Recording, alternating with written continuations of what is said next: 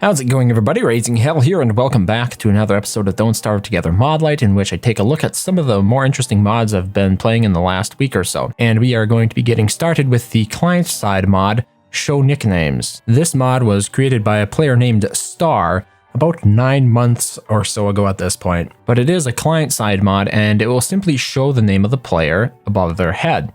There is simple configuration here. You can disable the ability for it to show above your head, which in my case I would definitely do, but for the sake of demonstration here, we'll keep it as default. So let's just jump into a world and I'll show you kind of why you might want to use this if it isn't apparent. So as you can see here, we have a couple of players in game, and now while skins are quite predominant in Don't Starve, if it so happens that you and another player are sharing very similar skins, there is a high likelihood that other people in the game will confuse the two of you. I've had this happen to me personally, just sharing similar looking skins between players.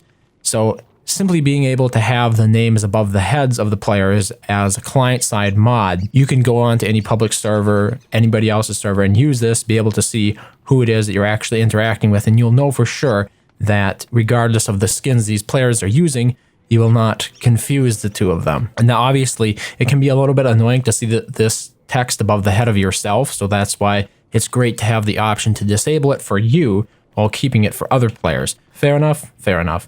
That's pretty much all the mod does, and I think it does an excellent job of it, and I'm expecting to use it more frequently in the regular servers that I play. Okay, the next mod is a mod that you probably already know and love. It is called Basements by Tykevesh, and I have to say Tykevesh has a really good track record when it comes to consistency of releasing interesting and quality mods. As you can see right here, below Basements, a few, is the Cave Guardian, also by Tykevesh, so this is certainly a creator worth following if you haven't done so far for Don't Starve Together. But what Basements does, if you haven't already tried it yourself, is it allows you to build your own basements and hide in them to avoid danger, store food to preserve it longer, and basically just have a really cool hideout that you can build. There's like no parallel to it anywhere else in the game. It's really unique, and I think it most certainly deserves a look here. I was blown away by the originality of it, I guess you could say. So the configuration options are pretty simple. There is the difficulty, how many ingredients it will take to craft it, which crafting tab it belongs in, and the language. It has English language and Russian. So let's launch this server and take a look at it in action. It's really cool. So in our case, we are capable of finding the basement down here in the science tab. It says a misty vault to hide in, and with the standard default recipe, it's going to cost you 12 steel wool, 68 cut stone, and 20 gunpowder. A pretty decent recipe there. So we can build the basement and give us a little flash. The texture behind it is a little bit pixelated. If I was going to complain about that little effect there, but I understand that's a texture that Don't Starve uses in other areas for the meteors and such. Once you walk away from it, the hatch will automatically close. That gets even animated. It looks really cool when it opens and closes. How about that? So there's some pretty high quality animation going on here, but when we jump into the hatch, that's when the magic truly begins. Now, you want to bring a light when you come down here, so we need a torch. Now, here we can see our basement, and I really like the fact that it comes with its own walls. I think that makes it stand out so much better than before. You can hear there's a unique sound when you walk around in here. It has these nice little pillars, but you know, there's not a whole lot down here per se, right? This is an escape hatch for you. It is a place to build some fun stuff and perhaps hide out. But one of the most unique things, one of the questions that might be most pressing in your mind is, where exactly am I? Am I in the caves? Am I in the overworld, the forest? Well, if we take a look at the map and we scroll all the way out, you can see we are actually still in the forest, but we're just very, very far away from it, and we can't actually see this location on the map. It's a very secret hidey place that you don't actually get to see ever. And I think that's really cool that Tykevesh figured out how to code this. It has its own unique little stairs, and there is no loading animation. We can jump right back into the regular world where, of course, our light went out. And one of the most unique things about this is that even though if it's daytime in the forest, you jump down here, it will be permanently dark. Even though it's daytime up above, even though it shows daytime right here, Tykevesh found a way to make it stay dark down here, which I think I'm just impressed by that. I'm curious as to how that works, because it has so many great implications for how worlds could be changed in the future, how it is possible to create caves and forest in the same server. That's just me. Obviously, when you're down here, your sanity drains a little bit faster than usual. The basement has some perks that I haven't really mentioned. Mostly as a perk, there is no weather down here, and the temperature is cooler, which means that the spoilage rate of foods stored down here will be slower. And if you're down here in the middle of summer, I suppose you won't have to worry about overheating. I haven't tried building more than one. I guess we could try it here. What happens when we do this? So here's a second basement. Does this just go to the same basement inside? No, apparently it will generate a new basement every single time you build one. I wonder if it replaces the existing basement. No, it does, and it doesn't even replace the existing basement. As you can see here, you have the fire pit from before. So you get unique basements every single time you build this, which is something I didn't quite expect. Huh. Okay, the next mod we're going to be taking a look at here is called the Quantum Linked Chests by Zizardima. The mod adds the ability to create chests with shared content. There is a warning that says the chests from the caves cannot be linked to the ones in the forest for pretty obvious reasons. It's the same reason that you can't use the lazy deserter between those two shards.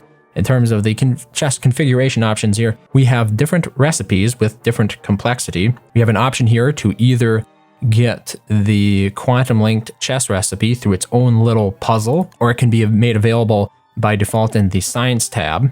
The amount of fuel needed to transfer, the amount of sanity that it will cost to use it, and the insanity aura while being next to it.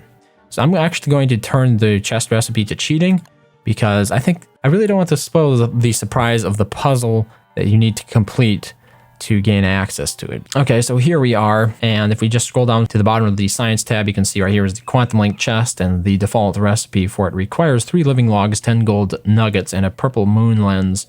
And you can build one and place it down, and until you build the second, this one will not perform. So if you examine it, it just says that this strange chest is looking for its other half. So we need to place down a second quantum linked chest.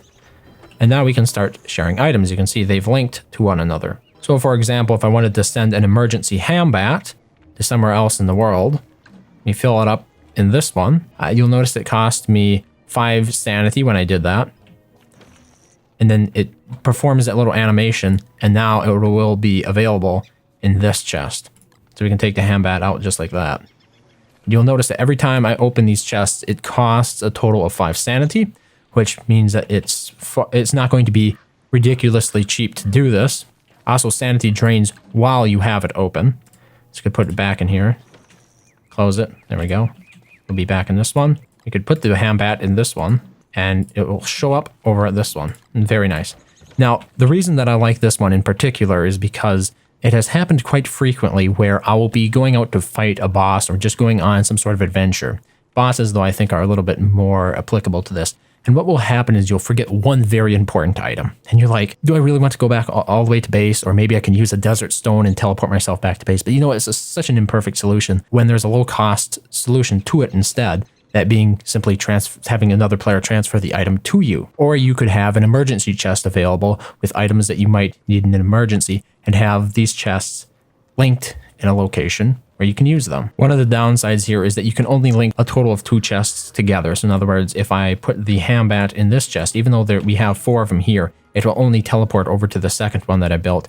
And the same goes for these third one and fourth one. When I put an item inside it, it'll only transfer to its paired one. So there is a slight limitation here, like you can't create a shared chest space throughout the entire world, just having these little stations all over the place. But I think it presents some unique opportunities here to make items accessible in areas of the map that they normally wouldn't be at a relatively low cost compared to the prices that we were paying previously to instantly move items around. Okay, the last mod we're going to be taking a look at here today is called Easter Eggs by EU Song. It adds Easter eggs to find when you generate a new world. No settings. Let's just jump into it. So one of the things that really appealed to me about the Easter eggs idea is because I think it ties in so perfectly with the entire concept of the Verdant, for example. You know, this was a spring-themed event, and one of the more common spring theme associations here in the United States, at least, is Easter egg hunts and stuff like that. Like, sometimes they don't include the word Easter anymore, even, obviously. But like this idea of having a egg hunt is a thing that's rather intrinsically tied in with spring at this point. And so this is what you actually get from the mod. You will find eggs like this just scattered around a newly generated world. I don't know if it actually generates more eggs over time. I kind of doubt it. And you can unwrap the Easter eggs and there will be little goodies in them. Unfortunately, these goodies are from the Halloween event. More effort could be put into this mod, but in a way, I'm using it as a platform to talk about what I think was a missed opportunity by Clay, and that was to really expand the Verdant. I don't think it should have been released at the same time as the Year of the Varg. I think they should have been two separate events, release the Verdant skins and everything separately and have its own little in-game event like this, where we could have an egg hunt or something similar in addition to simply the skins. That is my opinion. I think those two events should have been kept separate, and I think in some ways this mod helps draw attention to the possibilities that could be made for potentially future spring events in Don't Starve Together. And while the eggs themselves have some pretty beautiful patterns here as well, they lack a little bit of shading to make them look like they actually exist in the same color space, and maybe a little bit more drop shadow underneath them at the very least. Just some suggestions, but that's everything for this episode. As always, the links to these mods will be in the description below this video, so if you're interested in any of them, be sure to look down there and check them out. If you enjoyed any of the mods after playing it, be sure to thank their creators for taking the time to share it with us. Otherwise, thank you very much for watching as always, and I hope to see you next time.